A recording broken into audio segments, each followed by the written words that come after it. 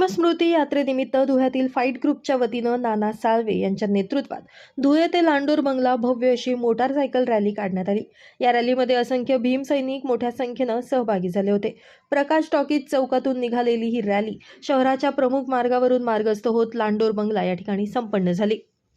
31 जुलै रोजी भीमस्मृती यात्रेनिमित्त भारतरत्न डॉक्टर बाबासाहेब आंबेडकर यांना अभिवादन करण्यासाठी दरवर्षीप्रमाणे यंदाही लाखो भीमसैनिक लांडोर बंगल्याकडे दाखल होत आहेत।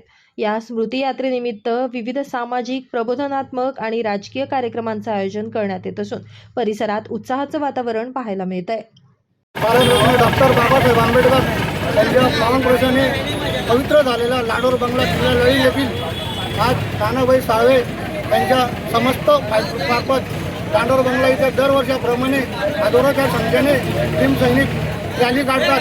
तसंच यावेळेस बी नानाभाई साळवे यांच्या मार्गदर्शनाखाली भारतरत्न डॉक्टर बाबासाहेब आंबेडकर यांच्या पावन पुरुषाने पवित्र झालेला लांडोर बंगला किल्ला लळी येथील हजारोच्या संख्येने भीम सैनिक व स्वतः नानाभाई साळवे हे भेट द्यायला जाणार आहे।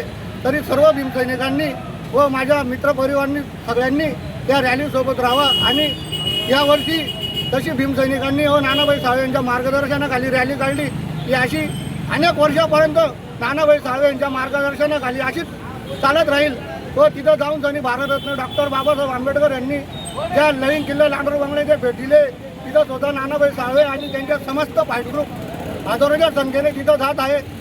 तरी यापुढेही त्यांच्या मार्गदर्शनाखाली हा कार्यक्रम असाच चालू राहील। जय भीम। याच पार्श्वभूमीवर फाईट ग्रुप महाराष्ट्र राज्य यांच्या वतीनं भव्य रॅलीचं आयोजन करण्यात आलं होतं। डीजेच्या तालावर जय भीमच्या घोषणांनी परिसर दणाणून गेला। मोठ्या उत्साहात आणि शिस्तबद्ध पद्धतीनं हजारो भीमसैनिक या रॅलीत सहभागी झाले। यावेळी फाईट ग्रुपचे संस्थापक अध्यक्ष नाना साळवे, विजय अहिरे, गोविंदा गरुड, पप्पू पगारे, सोनू विधाते, भीमा निकम, पप्पू पाटोळ यांच्यासह फाईट ग्रुपचे पदाधिकारी, कार्यकर्ते आणि असंख्य भीमसैनिक मोठ्या संख्येने उपस्थित होते। Bureau report, Lumbini news, Dhule.